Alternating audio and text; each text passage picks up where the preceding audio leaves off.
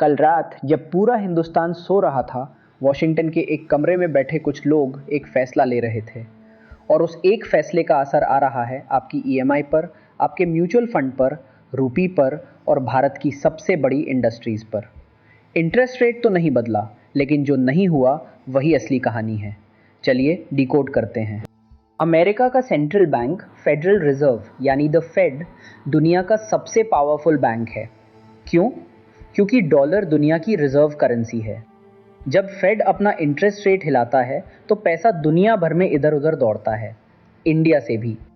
कल नए chairman Kevin wash की अध्यक्षता में फेड ने रेट को 3.5 से 3.75% पर अनचेंज रखा, लगातार 5वीं बार। पर यहाँ एक ट्विस्ट है। कमेटी के अंदर 3 मेंबर्स ने विरोध किया और वो चाहते थे कि रेट बढ़े, घटे नहीं।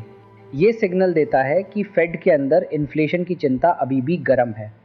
अमेरिका में महंगाई 5 साल से टारगेट से ऊपर है, करीब 4%। वॉश साहब ने साफ कहा, इन्फ्लेशन अभी भी बहुत ज़्यादा है। तो फेड ने रेट रोक लिया, पर टोन थोड़ा सख्त रखा। इसे कहते हैं हॉकिश होल्ड। अब आप सोचेंगे, अमेरिका ने रेट नहीं बदला तो इंडिया को क्या? बहुत कुछ। जब यूएस रेट अनचेंज रहता है तो 2 चीज़ें होती हैं। एक, ग्लोबल लिक्विडिटी पर नया दबाव नहीं आता, मतलब फॉरेन पैसा इमर्जिंग मार्केट्स में बना रहता है। 2, डॉलर मजबूत रहता है, जिससे हमारा रुपी कमज़ोर रहता है, करीब 95 रुपीज़ 80 पैसे पर डॉलर, रिकॉर्ड के आसपास। फैसले के बाद डॉलर इंडेक्स 1 महीने की ऊंचाई के पास टिका रहा। यूएस का 10 साल का बॉन्ड यील्ड चढ़कर 4.65% के करीब। गोल्ड थोड़ा फिसला, $4,020 प्रति आउंस। क्रूड ऑयल $88-89 पर फर्म और बिटकॉइन स्टेडी $65,000 के आसपास। मैसेज क्लियर है, मार्केट को होल्ड का डर नहीं था, डर था उस हॉकिश इशारे का।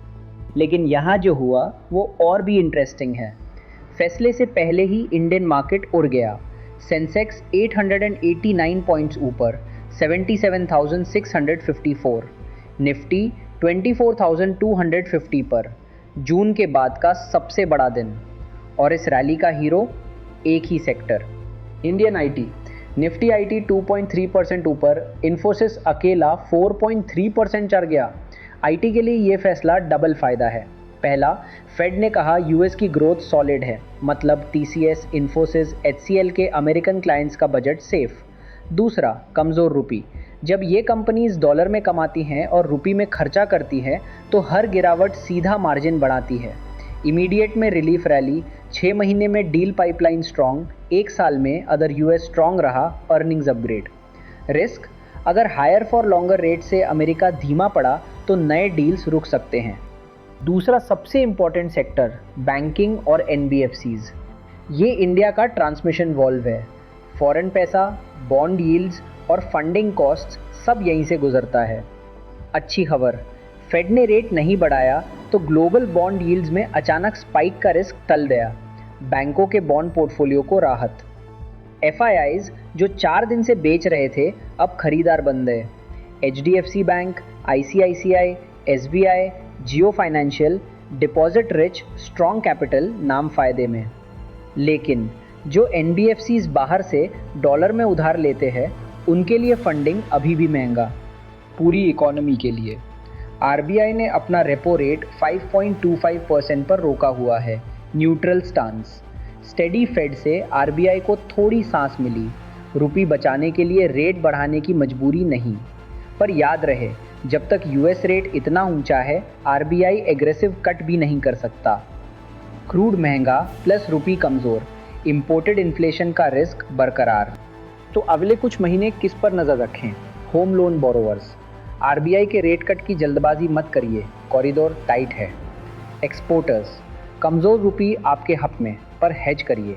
इंपोर्टर्स, डॉलर महंगा, बजट उसी हिसाब से। इन्वेस्टर्स, रिकॉर्ड हाई पर यूफोरिया नहीं, क्वालिटी पर फोकस। ये निवेश सलाह नहीं है, सिर्फ समझदारी। तो याद रखिए, जो फैसला वॉशिंगटन में नहीं लिया गया वो उतना ही ताकतवर था जितना कोई बड़ा फैसला। 1 होल्ड, 3 डिसेंट और 1 कमज़ोर रुपी। इन 3 के बीच छिपी है इंडिया की अगले 6 महीने की कहानी। अगर ये समझ काम आई तो लाइक कीजिए और ऐसे ही डी कोड के लिए चैनल सब्सक्राइब कर दीजिए। मिलते हैं अगले बड़े फैसले पर।